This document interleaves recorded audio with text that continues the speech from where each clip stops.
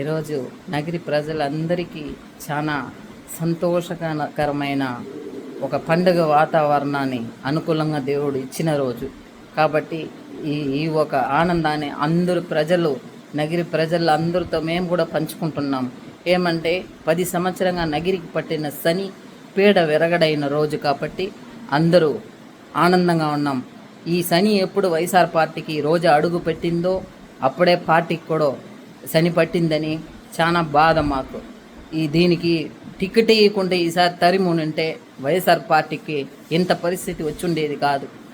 ఏమేమి ఎవరిని బ్లాక్మెయిల్ చేసిందో, ఏం కర్మ చేసిందో, ఏం మాయం చేసిందో ఈ రోజా అన్న వ్యక్తి నగిరిలో వచ్చి దాపరించి కుటుంబ పరిపాలన, అరాజకము, అక్రమం, అవినీతి, అన్యాయం ఇన్ని చేసి నగిరి నా అడ్డ నా గడ్డ అని ఎవరు అడ్డలో వచ్చి ఎవరు అవినీతి చేసేది? ఏమనుకున్నావు? నగిరి ప్రజల్ని చిత్తుగా నిన్ను ఓడించి నగిరిలో నిన్ను ఇంకెక్కడ కనిపించనుకుంటా భూస్థాపితం చేసినారు. చూసినావా రోజా?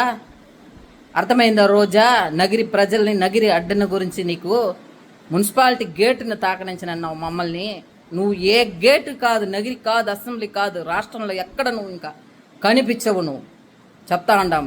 నువ్వు జాగ్రత్తగా ఇంక మీట నోరు పెట్టుకొని నీ గుడిలే కాదు, నువ్వు సామియారుగా కూడా పోయేదానికి నువ్వు ఒక అర్హత లేని ఆడ జన్మం. నువ్వు ఏమనుకుని నగిరిని నాశనం చేసినావు. దేవుడున్నాడు, మంచికి, న్యాయానికి, ధర్మానికి ఎప్పుడు దేవుడు, ప్రజలు ఎప్పుడు అండగా ఉంటారు. నిన్ను నగిరిని ఉంచి భూస్థాపితం చేసేదానికి కంకణం కట్టుకున్నారు ప్రజలు. అది జరిగింది. ఇంకా నగిరి మంచి ఒక బాటలో నడుస్తుంది. అన్నా తమ్ముళ్ళుగా అందరూ ఐకమత్యంగా ఒత్తుముగా ఉంటారు. రాజకీయాలు చేసేదని తెలియని వ్యక్తి నువ్వు. అందరిని విరోధాలు చేసి ఎవరితో మాట్లాడకూడదు, ఎవరు పోకూడదు, ఎవరు రాకూడదు అన్న ఒక కర్మమైన ఆడదాన్ని తెచ్చి నగిరిలో పెట్టుకొని మేము ఎంతో తప్పు చేసినామని ఎప్పుడో మేమందరూ తెలుసుకున్నాము. అందుకే నేను తరిమి కొట్టాలని కంకణం కట్టుకొని నేను ఈరోజు భూస్థాపితం చేసినాము. రోజా, అర్థమైందా రోజా?